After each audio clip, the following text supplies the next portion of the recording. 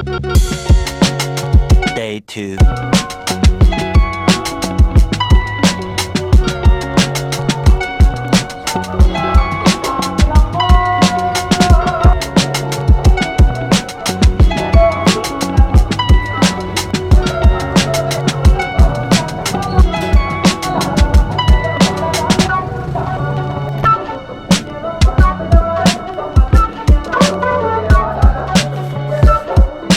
వెనకాల ఉన్నది నాగేశ్వర స్వామి ఆలయం.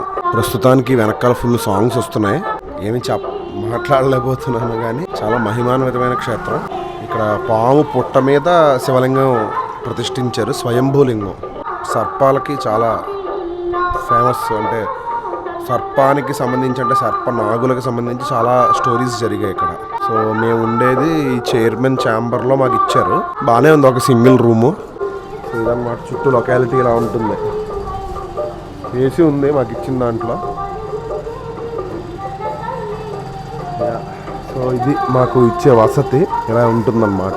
మాకు మెయిన్గా ఫస్ట్ మంచి విషయం ఏంటంటే బండికి పార్కింగ్, కూర్చోడానికి కొద్దిగా వరండా అది కూడా ఉంది. బాగుంది. మేము ఎక్కువసేపు ఇక్కడ ఉన్నాం ఆబ్వియస్లీ. లైక్ ఇక్కడ నుంచి 15 కిలోమీటర్స్ వెళ్ళాలి. అక్కడ ఆంజనేయ స్వామి గుడి నిన్న చూపించింది. అక్కడి నుంచి మళ్ళీ ఇక్కడికి భోజనానికి అది మాకు ఇక్కడ ఈ నాగేశ్వర స్వామి గుడిలో ఉండే పూజారి గారి ఇంట్లో మాకు వసతి అది ఏర్పాటు చేశారు. అది దూరంగా మీరు చూస్తే ఆ చివరి ఉందన్నమాట ఇల్లు. సో ఇది మా 3 days స్టే ఉండే ప్లేస్ అన్నమాట. సో అది సిచ్యువేషన్. ఇక్కడ నుంచి మనకి విజయవాడ హైవే ఒక 4 కిలోమీటర్స్ ఉంటుంది. ఇదే నాగేశ్వర స్వామి వారి ఆలయం. ఈ ఆలయం చాలా ప్రసిద్ధమైంది. సప్త ఋషుల్లో చివరివాడైనటువంటి భృగు మహర్షి కాలం నాటి ఆలయంగా దీన్ని చెప్తూ ఉంటారు. ఇది పశ్చిమ సింహద్వారం కలిగిన ఆలయం. చాలా శివాలయాలు తూర్పు సింహద్వారంతో ఉంటాయి, కానీ ఇది పశ్చిమ సింహద్వార ఆలయం. చాలా విశేషం.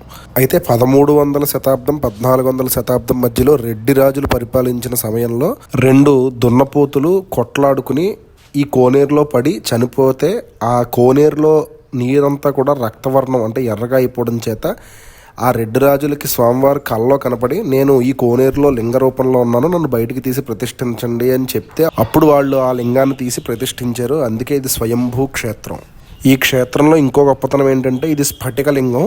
నెలలో 3 సార్లు ఈ లింగం యొక్క రంగు మారుతూ ఉంటుంది, పౌర్ణమికి అమావాస్యకి. అదేవిధంగా ఈ లింగం మీద సర్పాకృతులు అవి కనపడుతూ ఉంటాయి. పాము కుబుసం విడిస్తే ఎలా అయితే ఉంటుందో, అంటే పాము స్కిన్ విడిచినప్పుడు ఎలా ఉంటుందో అలాంటి షేప్స్ అవి కనపడుతూ ఉంటాయట. అందుకే ఇది ఒక నాగక్షేత్రంగా చాలా ప్రసిద్ధి పొందింది.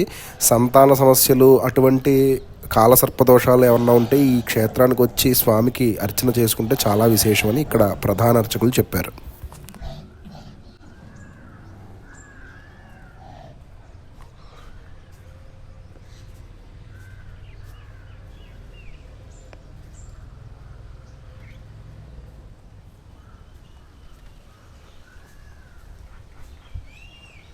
ఇది స్వామివారి యొక్క ఆలయ ప్రాకారము, స్వామివారి యొక్క శిఖరము, కళ్యాణ మండపము. ఇదేమో స్వామివారి. ఈ ఆలయంలో స్వామివారు తూర్పుకి అభిముఖంగా ఉండరు. మీరు చూసుకోవచ్చు, సూర్యభగవానుడు అటువైపు ఉన్నాడు, తూర్పు ఇటు. కానీ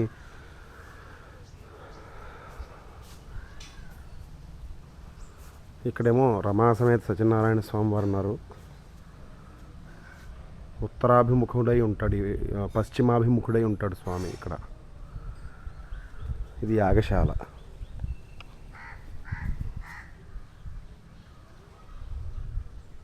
యజ్ఞవేదులు, యాగశాల, స్వామివారి శిఖరము, రమాసమేత సత్యనారాయణ స్వామి వారి యొక్క ధ్వజస్తంభం, ఆకాశదీపం. కార్తీక మాసం మేము ప్రస్తుతం ఉన్నది. ఈ సత్యనారాయణ స్వామి వారి ఆలయంలోకి కూడా వెళ్దాం.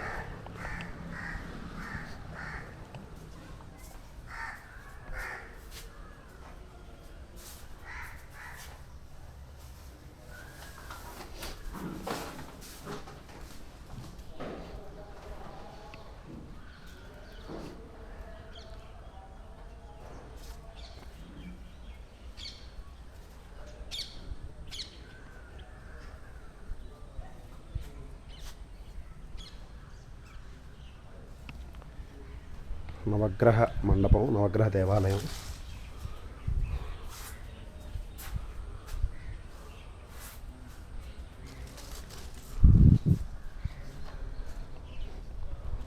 ఇప్పుడు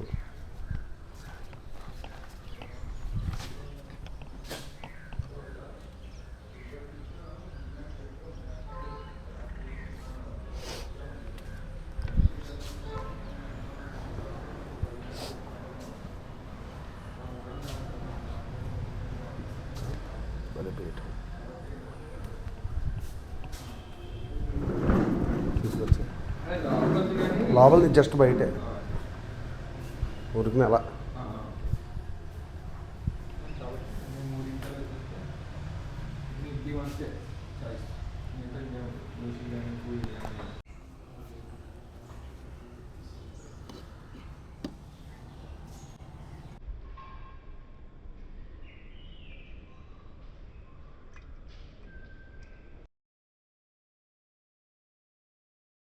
మాత్రమే మనకి కార్యక్రమం అంతా కూడా మనకి దిగ్విజయంగా పూర్తవుతుంది. అందరూ కూడా చెప్పండి మమ అస్మాకం సహ కుటుంబాన క్షేమ ధైర్య విజయ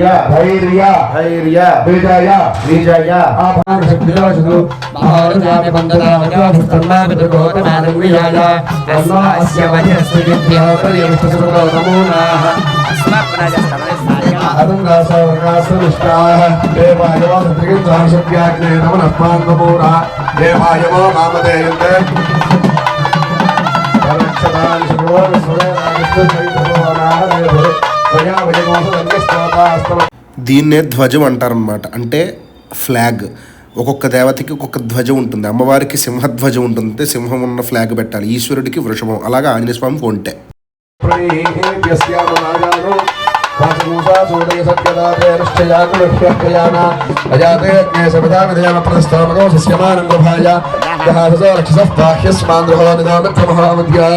రక్షోహణం వాజనమాది గర్భమిత్రం ప్రతిష్టమపయామి శర్మ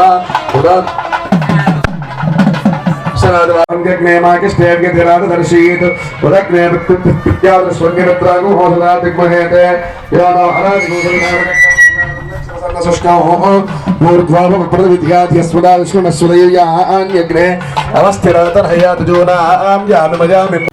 ఇప్పుడు ఈ దేవాలయంలో ప్రతిష్ఠింపబడేటువంటి విగ్రహాలు ఇవే అనమాట. కుంభకోణం నుంచి వచ్చే ఈ విగ్రహాలు.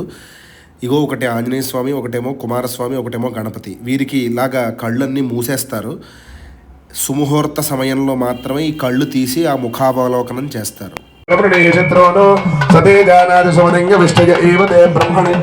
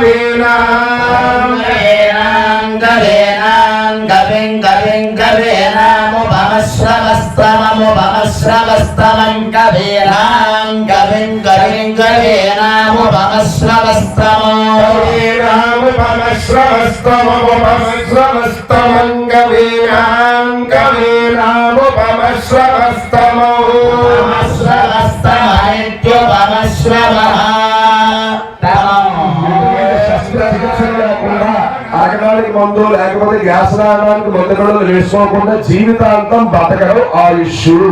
అది ఒక ఐశ్వర్యము అన్నారు.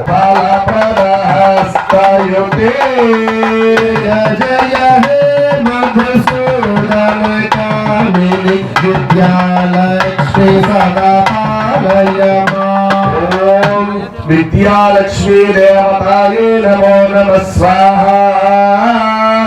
విద్యాలక్ష్మీ దేవతాభ్యయం నమః.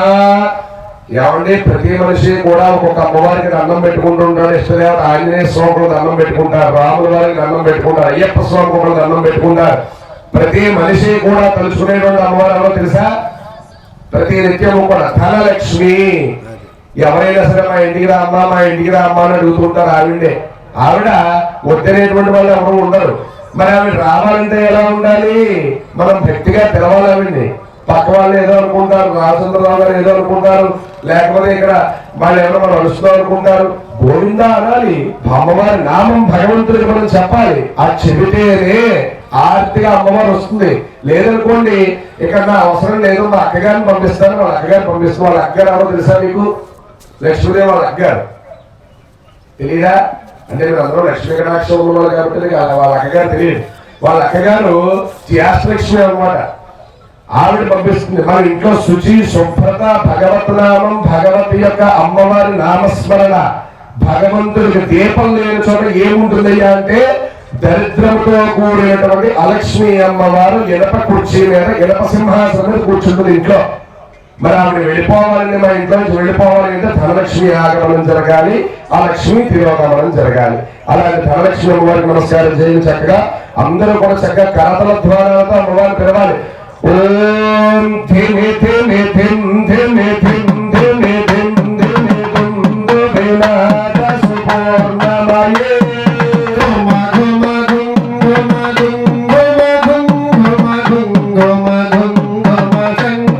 వినాద సువాక్యనుతే వేద పురాణ ఇతిహాస సుబోధిత వైదిక మార్గ ప్రదర్శయుతే హే మధుసూదన కామిని ధనలక్ష్మి రూపేణ పాలయము.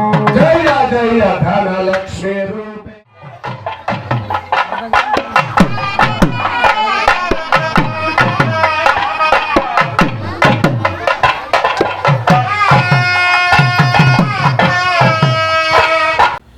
రెండవ రోజు దీన్ని పంచశయ్యాధివాసం అంటారు. అంటే ఒక పవలింపు సేవ లాంటిది. ధాన్యం, పువ్వులు, కొత్త వస్త్రాలు అన్నీ పెట్టి స్వామివారి విగ్రహాలను అలా పెట్టి చక్కని పాటలు పాడి స్వామివారిని నిద్రపుచ్చుతాం అన్నమాట. రెండో రోజు రాత్రి జరిగేటువంటిది. మూడో రోజు ప్రతిష్ఠ జరుగుతుంది. అంచేత స్వామివారి విగ్రహాలని చిన్న పిల్లాడిని ఎలా అయితే మనం లాలిస్తామో అలా విగ్రహాలన్నింటినీ కూడా లాలించి చక్కగా వాటికి అన్ని రకాలైనటువంటి ఉపచారాలు చేసి అప్పుడు ప్రతిష్ఠ చేయమన్నారు. ఇది అందులో ఒక భాగం అన్నమాట. చూడండి.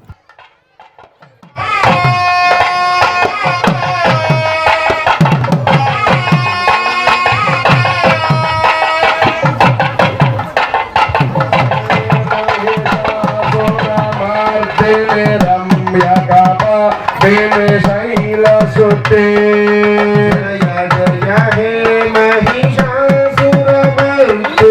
రమ్యక వర్ధిని శైలసుతే సురవరవర్షిణి దుర్ధర ధర్షిణి దుర్ముఖవర్షిణి హర్షరతే త్రిభువన పోషణి శంకర తోషిణి కల్మషమోషిణి ఘోరరతే ధనుజ నిరోషిణి దితి సుత రోషిణి దుర్మద శోషిణి సింధు సుతే జయ జయ హే మహిషాసురమర్దిని రమ్యకపర్దిని శైలసుతే జయ జయ జయ జయ జయ జయ జయ జయ దుర్గా దేవి శరణం జయ జయ జయ జయ జయ జయ జయ జయ దుర్గా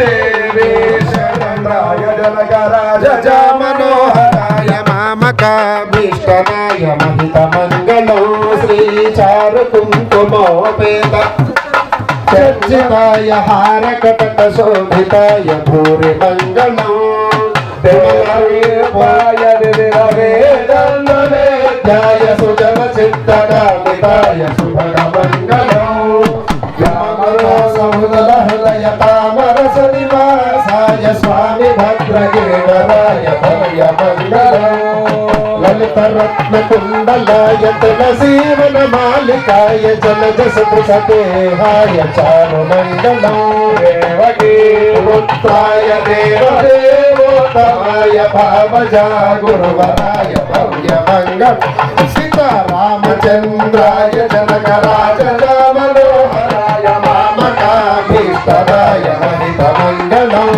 రామచంద్రాయ జనకరాజ మనోహరాయ మామకాభీష్టదాయ మహితమంగళం మహితమంగళం మహితమంగళం.